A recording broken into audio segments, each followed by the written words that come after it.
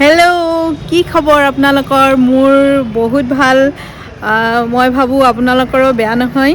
আজি মই যাব ওলাইছোঁ জনপথ মাৰ্কেট। মোৰ কিছুমান সৰু সুৰা বস্তু কিনিব লগা আছে। মই বস্তুখিনি কিনাৰ লগতে আপোনালোককো মাৰ্কেটটো দেখাম বুলি ভাবিছোঁ। বলক এতিয়া আমি জনপথ মাৰ্কেটলৈ যাওঁ।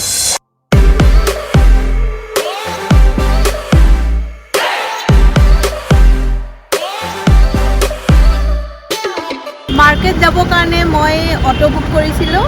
এতিয়া অটো আহি পাইছে। এতিয়া অটোত উঠি কেনে মই জনপথ মাৰ্কেটলৈ যাম।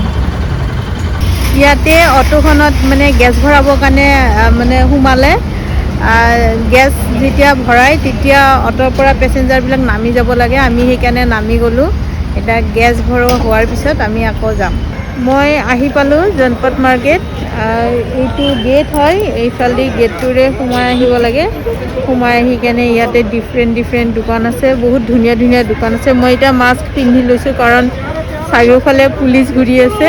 যদি মাস্ক নিপিন্ধোঁ তেতিয়াহ'লে 2000 ফাইন ভৰিব লাগিব। সেইকাৰণে মই মাস্ক পিন্ধি লৈছোঁ। হয়তো মোৰ চাউণ্ডটো সেইকাৰণে অলপ কম হ'ব। আপোনালোকে যদি শুনাত অলপ প্ৰব্লেম হয় তাৰ কাৰণে চৰি। এতিয়া মই মাৰ্কেটখন ঘূৰোঁ। মোৰ যি যি কিনিব লগা আছে অলপ চলপ কিনিও লওঁ আৰু আপোনালোকক দেখাওঁ।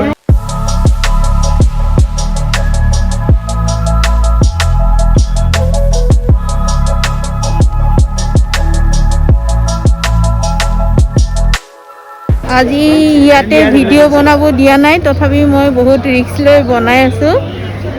ইয়াৰে বস্তুবিলাক বাৰ্গেনিং কৰিব পাৰিলে বহুত কিছুমান কম দামতো নিব পাৰি। বহুত ডিফাৰেণ্ট অলপ এণ্টিক টাইপৰ বস্তু পোৱা যায়। আজি বহুত ভিৰ কম আছে কাৰণ আজি অড ইভেন হৈ আছে। বহুত দোকান খোলা নাই। সেইকাৰণে ভিৰ কম আছে। এনে বহুত ভিৰ থাকে। ইয়াত বেছিভাগ ল'ৰা মানুহৰ বস্তু পোৱা যায়। সৰজনীত লেডিছৰ পোৱা যায়। সৰজনীৰে এটা সৰু ভাগ বুলি ক'ব পাৰি। আপোনালোকে যদি সৰজনী গৈছে তেতিয়াহ'লে গমেই পাব।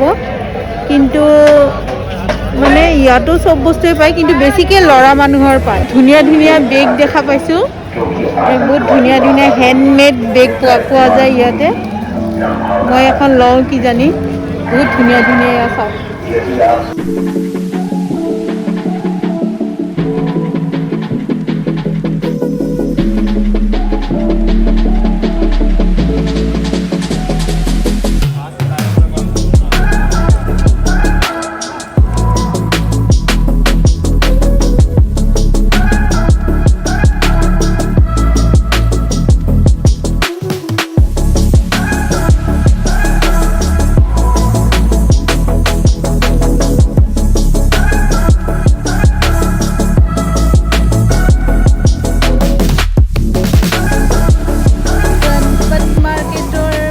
ৰাস্তাৰ ওচৰতে এইবিলাক ইমান ধুনীয়া ধুনীয়া টেবুল ক্লথ এনেকুৱা ধৰণৰ বস্তু পোৱা যায়। এইবিলাক মই ইয়াৰ পৰা নিছিলোঁ।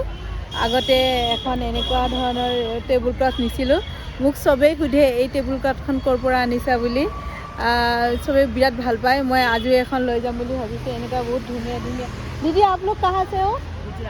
গুজৰাট। গুজৰাটৰ পৰা এখেতসকলে হেণ্ডমেড হয় না ইহঁত এখেতসকলে নিজৰ হাতেৰে নিজ হাতেৰে বনায়। হেণ্ডমেড হয়। খুব ধুনীয়া বস্তুবিলাক। ঠিক আছে। আপোনালোকে দেখাই দিছে। মই ইয়াৰ পৰা এনেকুৱা ধৰণৰ এখন টেবুল ক্লথ ঠিক আছে। ইয়াতে বহুত ধুনীয়া ধুনীয়া বেগ, ধুনীয়া ধুনীয়া টেবুল ক্লথ চব বস্তুৱে পায়। মই মাস্কখন লগাই লওঁ, নহ'লে আকৌ পুলিচ আহি যাব, দিগদাৰী হৈ যাব। ইয়াতে পোৱা বেগবিলাক এনেকুৱা, যদি লেহেংগা পিন্ধা হয়, লেহেংগাৰ লগত যদি এনেকুৱা ধৰণৰ বেগ লোৱা হয়, খুব ধুনীয়া এটা লুক দিব। মই কেতিয়াবা ইয়াৰ পৰা 2-এখন বেগ লৈ গৈছোঁ। ষ্টাইল কৰি কেনে যদি মিলাই কেনে লোৱা হয়, খুব ভাল লাগে।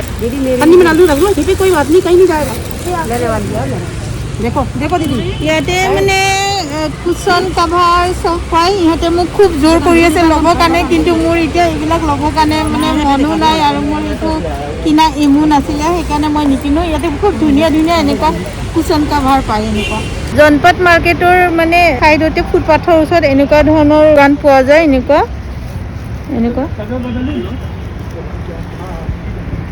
মানে আজি মানে এখন খোলা এখন বন্ধ অড ইভেন হৈ আছে। ইয়াতে মানে খুব ধুনীয়া ধুনীয়া মানে ইউনিক বস্তু পোৱা যায়। মই ইয়াৰ পৰা বহুত ইউনিক বস্তু নিছোঁ আগতেও, আজিও চাওঁ কি কি ল'ব পাৰোঁ।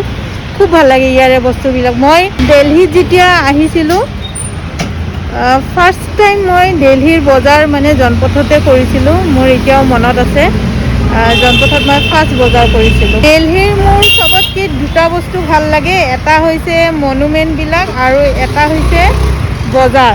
এতিয়া মানে দিল্লীৰ বজাৰত মানে খুব ইজিলি যিকোনো বস্তু পোৱা যায়, যোনটো আমি খুব বিচাৰি থাকিব লগা হৈ যায়। মই কোনো জেগাতে, মই বহুত জেগাত গৈছোঁ, কিন্তু মই কোনো জেগাতে দিল্লীৰ নিচিনা বজাৰ কৰি মানে মজা যোনটো দিল্লীত পোৱা যায় এনেকুৱা মজা মই কোনো জেগাতে পোৱা নাই। দিল্লীত চব বস্তু খুব ইজিলি মানে একদম পোৱা যায় আৰু আপোনালোকে আহে যদি গমেই পাব। অকল জনপথ বুলি নহয়, এনেকুৱা বহুত বজাৰ আছে। ইয়াৰ পৰা অলপ আগুৱাই গ'লে পালিকা মাৰ্কেটো পোৱা যায় আৰু সৰোজিনী, আপোনালোকে সকলোৱে জানে সৰোজিনী মাৰ্কেট। খুব কম দামত ধুনীয়া বজাৰ মানে কৰিব পাৰি।